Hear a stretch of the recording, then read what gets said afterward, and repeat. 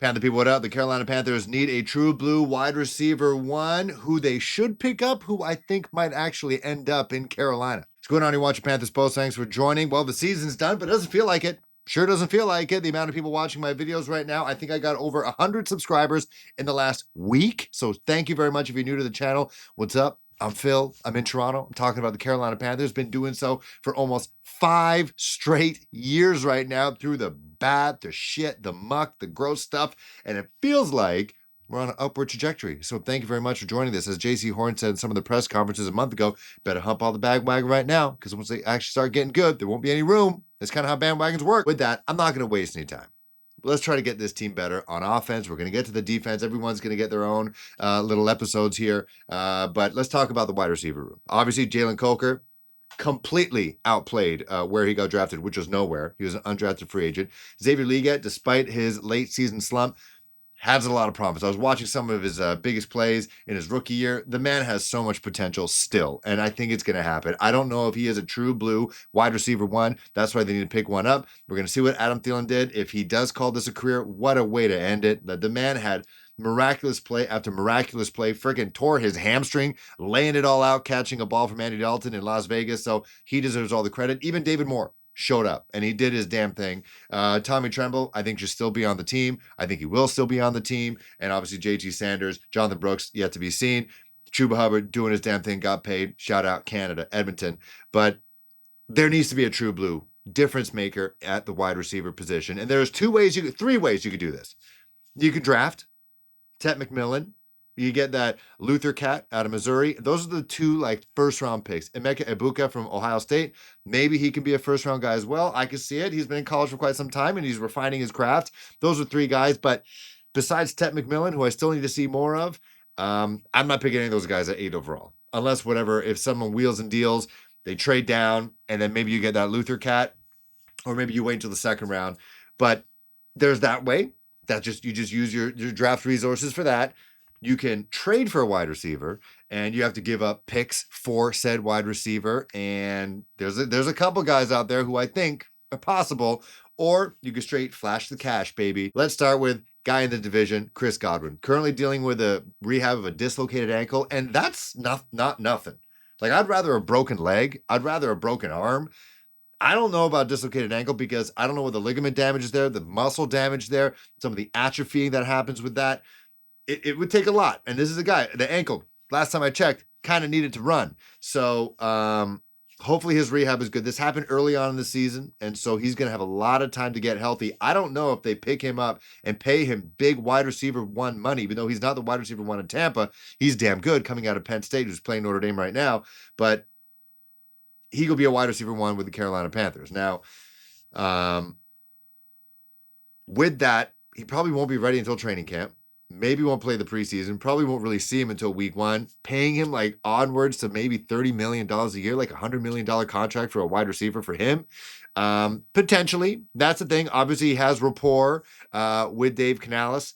Could he be an option for the Carolina Panthers? Would you be comfortable paying someone like Chris Godwin money? You're not using resources, not using draft capital. You're just paying him money, and then maybe you can structure his bonus structure and all that, so it's more bonuses, go against cap, all that stuff. Personally, I wouldn't be a fan. He doesn't strike me as a game changer. He is a great high-level possession guy, but to be honest, in this point in time, if you're paying him that kind of money, I'd rather we drafted Ladd McConkey last year. But that didn't happen. I don't know if I'm paying him that. I don't know if he's going to take the top off the defense. I don't know if he's going to win a game for you like that. In those tight situations, I'm not sure if I can see that happening. But the other guy down in Cincinnati who is not playing playoff football, he's got a lot of time in his hand. A lot of time in his hand that maybe you could do some chatting with, sliding into his DMs. If you're Bryce Young or Xavier Legette or Adam Thielen, kind of pitching the Carolina Panthers to one T. Higgins. That man, his stature, his playing style, his attitude, his pedigree in terms of what he's dealing with in Cincinnati, what he has played with, what they've accomplished with Jamar Chase. If you are as good as you are right now and you have to share the single ball with someone like Jamar Chase, you got to be pretty damn good. And he, to me, is a $100 million wide receiver. I would pay that man. And I did something on not Sport Track, and one of the other over-the-cap websites where you could kind of manipulate people's salaries. Again, I'm not Brant Tillis. I don't know what the hell I'm doing. I just see the amount of cap I got and let's increase that cap. Let's do what we got to do. Pushing salaries into bonuses so they don't cap. Like I restructured Taylor Moton, restructured Robert Hunt, even though I just signed with him, restructured Josie Jewell. I picked up some other guys and Mike Jackson. I'm going to do a whole other cap thing. We're going to have a former NFL scout talk with us as well, how they can deal with that, how to make the Carolina Panthers better on that side as well. But it was enough space to pay T. Higgins. You get him. You in my head. I'm not trying to spoil the rest of the episode, but in my head, perfect. If I was the guy, you spend the money on that big time wide receiver. You spend the rest of your draft capital on defense. Let it do its thing. Maybe spend some money on defense as well. Maybe it's Javon Holland or safety Canadian out of Coquitlam, or I think was it Coquitlam or Langley, British Columbia. Pay him as a safety because you're going to need that in the 3-4 defense that Jared Evero, who is still the defensive coordinator, is going to be implementing. That's the way I would do it. But I don't know if the Carolina Panthers are going to do it that way. Dan Morgan told reporters at the end of the year they're going to be aggressive and smart. So is it smart to pay a wide receiver $100 million when you have a lot of stuff to deal with on the team? So let me know in the comments below. Would you sign T. Higgins? Would you sign Chris Godwin? Free agent deals, let's say, just a round number, $100 million. Either of those guys, who would you be paying? Let me know in the comments below. Hey, you like Panthers Post? Well, obviously you like Panthers Post because you're already a member because you're watching this video ahead of everybody else by a couple days, to be honest.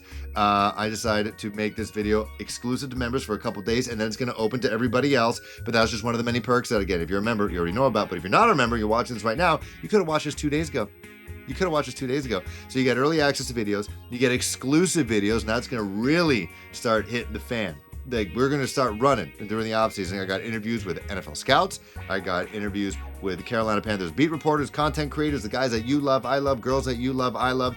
That's going to be exclusive content as well, exclusive features, and also live chats with the community, talking about the Carolina Panthers, talking about what they've accomplished this year, talking about what they're going to accomplish next year. All you got to do, you got the subscribe button here, you got the join button there, click that, and then you're in the club. How you can get a wide receiver one in the building, and that is to trade for one. And there is a couple guys out there who could be on the trading block. Not necessarily they're disgruntled, some of them are, but they could be had because of the situation with their teams. Maybe they are disgruntled. Maybe there's a little bit of a change up in the quarterback position. They want out. They want a fresh start. And maybe, nothing's bad. They're not bad. The team's not bad. But you know what? They feel like, I'm kind of tired of being wide receiver 2, wide receiver 3. I want to be wide receiver 1. That's where the Carolina Panthers, at a growing team, going up there. Trajectory's going up, baby. I feel it. I want to join them. They request a trade. This day and age, the players, they kind of run shit, and the trade happens. So the one guy I'm proposing out there as someone that the Panthers could trade for, that's Deebo Samuel. He is 28 years old. He is kind of in the mold, or Xavier League is in the mold of him. 51 receptions, 670 yards, 3 touchdowns in a injury-plagued season for him. It's been an injury-plagued season in San Francisco altogether. It seems like their window of opportunity to win the Super Bowl is shutting slowly, and they haven't even paid Brock Purdy yet. So they got to make some room. They got to do something. So Deebo Samuel, I think he can be had with a day 2 pick, maybe with a day 3 pick. I'm not even saying second round pick. I think you can maybe send one of our 3 5th-round picks to San Francisco, maybe a future pick for Deebo, get him out their hands. Do you think that would be a good move? Because we kind of already have Xavier League. That's my only thing. Who was drafted out of Hopes, also South Carolina Gamecock, but a guy who can do it all. He can catch the ball out of the backfield. He can be handed off the ball, pitch the ball, and also be a threat downfield as well. Is Deebo Samuel kind of redundant? He kind of does the same thing. So I'm throwing it out there as a guy who I think is definitely a game changer. He can take over a game when healthy. And right now, he is what we want Xavier League to be. So Xavier League, we saw, had that bit of a second half of the season slump. Would it be wise to have him share a locker room space with Deebo Samuel? Guy, he's already been on his podcast before. They went to the same college. Would it be wise for Xavier League to kind of learn from Deebo, to become Deebo, to eventually surpass Deebo on the team? Or is it too redundant? You want someone who has a different skill set. I mentioned T. Higgins. He is unlike anybody on the Panthers wide receiver room right now. Deebo, kind of similar to what we got already in the room, but It's an option out there. He is a blue chip player. Let me know in the comments below. Deebo Samuel, would you part ways with some picks? Seemingly disgruntled. Garrett Wilson still had 1,100 yards, receiving 7 touchdowns, 101 receptions, 6 foot, 183 pounds, only 24 friggin' years old.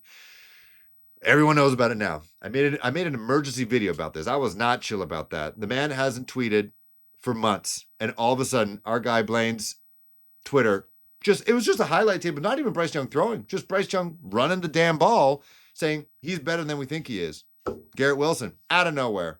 First of all, shout out Elon, shout out X for the algorithm that Garrett could even see that it came up on his feed, and he says, yes, he is. Like that alone. That plus the fact that they're going to get a new general manager, they're going to get a new head coach. God forbid if it's Rex Ryan. They're going to get a new quarterback. I don't know if Aaron Rodgers is going to be back there. Who is out there? They're not going to get Sam Darnold back in the Big Apple for the team that drafted him. I don't even know how many years ago, 8 years ago. He'll never go back to the Big Apple unless it's maybe with the Giants. But you're not getting Sam Darnold. You can't trot out Kirk Cousins out there to elicit any hope with them. Unless Drew Allar somehow commits to going into the NFL draft and he becomes great as a first round quarterback, and that drops down guys like Shador or Cam Ward, and then you pick them or Drew Allar with the 7th overall pick ahead of the Carolina Panthers, who are at 8. That can maybe cause some enthusiasm, some optimism in Gotham. But really, if you're Garrett Wilson, you're looking at it next year and be like, 2023 was my worst year ever because he had some kind of chemistry with Aaron Rodgers. He's out after the first game. Aaron Rodgers comes back this year. They seem to not have any chemistry. They bring in Devontae Adams. That makes the thing even worse. You still have 1,100 yards, but now Aaron Rodgers, either he comes back and you hope you build some chemistry, or you don't, and now you're just kind of stuck there. And if you're the Jets, everyone knows he's pissed.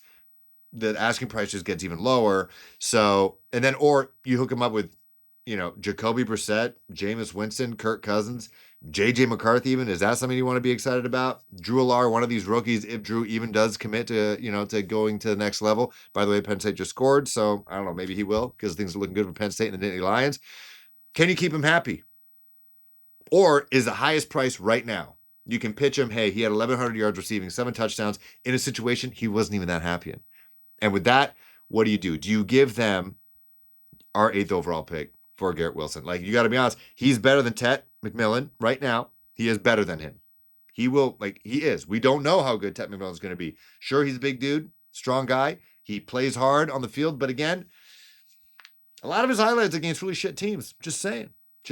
And so Garrett Wilson is a proven commodity. Would you trade the 8th overall pick? That's the tough question. Yeah, you would trade a 2nd round pick. Yeah, you would trade a 3rd and a 4th and a 2nd or something like that for Garrett Wilson, but would you trade the 8th overall pick? I think it could be worth it. The 8th overall pick you send to the Jets, or I pitched this on the Twitter machine, you trade down with somebody who is eager to get like an Abdul Carter or somebody like that, or a Will Johnson. You trade up with them. You go down to like the 16th pick, 20th pick. You trade the Jets the 20th pick. And maybe when you move down, you get the 16th pick and maybe a 2nd rounder. So now you got 2 2nd rounders. You got the 16th pick. You send the Jets the 16th pick and a 3rd rounder or one of the 2 2nd rounders. And when that other second rounder that you originally have, you get an edge rusher, Kyle Kennard. You get the safety out of South Carolina. Who knows? One of those guys. Prince out of Ole Miss, Yari or something like that. I'm still deep on the defensive draft. I'm still behind on that. I can see something like that happening. Dan Morgan going all glowy eyes and trading down, adding a pick, sending them the later 1st round pick, maybe that other 2nd round pick. And with our 2nd round pick that you still have, you get an edge rusher. I can see that happening. Would be surprising because he kind of is their offense. But according to PFF, this is a guy who could maybe be on the trading block, and that is George Pickens. 900 yards receiving, 3 touchdowns, 59 yards, 59 receiving receptions. 59 receptions, 6'3", 200 pounds, 23-year-old out of Georgia. 2nd round pick. I think you could trade a 3rd. You can trade a 3rd for him, maybe a 2nd or a 3rd, 2nd and 4th, 3rd and 5th, something like that. Definitely not a 1st round pick for him, but I think this guy could be a game changer in the right decision. He goes from Russell Wilson to Bryce Young, both throw very catchable balls, and I think that could be maybe a match made in heaven potentially. I feel it. He is a young guy. His best plays are ahead of him. He is a dog out there. He will fight you, but he's not like a dog that like Deontay Johnson was a dog where he'll be a toxic presence in the locker room. George Pickens, to me, on the field, he's one of those cats where he kind of has that Hines Ward essence where he will punch you in the face if you're the Baltimore Ravens. He believes in rivalry. I believe I would separate myself from some draft capital for this guy. Him and Garrett Wilson. These are two guys who I think, again, this is what you get when you get proven guys. You're not looking at Ted, who hasn't created any bonds in the league right now. He has no reputation in the league right now. But George Pickens, I think, is an acrobatic catcher. If you miss out on a T. Higgins, let's say he ends up in New England because they have so much cap space right now, over $100 million, $120 million of cap space. You miss out on T. Higgins. I think George Pickens, I think, could be a superb consolation prize. Like, not even really that much of a consolation prize. I think he would be a great addition to this team. And I'd be willing, very much so, to remove ourselves for some draft capital for this man. And then if you somehow keep that 8th overall pick, you get your Abdul Carters, you get your Will Johnsons, Nick Scorton, one of those guys, and have George Pickens in there. I think he adds a different dynamic, a different level to this team. Let me know in the comments below. George Pickens, yay, nay. This is another guy I think is probably, out of all these wide receivers I'm talking about, minus the rookies, because it's easy to just draft somebody. This is a guy who I think could very well end up in Carolina. Tell me if I'm wrong. DK Metcalf out of the Seattle Seahawks. 66 receptions, 992 yards, receiving 5 touchdowns, 6'4", 235. He is the Marshawn Lynch of wide receivers. He's crazy, certifiably crazy. The man doesn't eat food. He doesn't eat food. I think he drinks coffee or an energy drink, and then like 3 to 5 bags of candy every day. And he is built, as you saw with Pete Carroll, who, by the way, is Dave Canales' mentor, took his shirt off and just wanted to hug this man. He is built like, I don't even know, like Batman. He's built like Batman. He's built like Captain America. He's built like Black Panther. He is built like Spider-Man. He's built like Venom. He is a superhero at the wide receiver position. And, oh yeah, by the way, Dave Canales was his wide receiver coach. Oh, by the way, sure, he's a bit of an angry person right now. He kind of hates Geno Smith, it seems like, on the sidelines. If you want to talk about catchable balls, I could say that Bryce Young throws a more catchable ball than Geno Smith. Geno Smith rifles it. He has an arm. He's got a laser rocket arm, no doubt. But that man, A, is not cool under pressure. B, freaks out and chucks the ball, laser rocket, and does not throw really catchable balls. He just lasers it at dudes. If I'm DK, you can send a late round pick, a day 3 pick, I think, to the Seattle Seahawks to get this man who is clearly still very good, still very talented, 27 years old, in the middle of his prime right now. You send them a late round pick, like a 5th and something. You send that to Seattle. We got 3 5th-round picks. You send that to Seattle. He is still a very talented wide receiver in a situation where, again, your quarterback was good, but I'm not even sure the Seattle Seahawks are convinced about Geno Smith right now. My brother is a Seattle Seahawks fan. He's not convinced about Geno Smith. He would even want their other second string quarterback, Sam Howell, to start instead, just to see what he's got. Like, that's the climate right now in the Pacific Northwest around Geno Smith. And DK Metcalf is feeling the same way.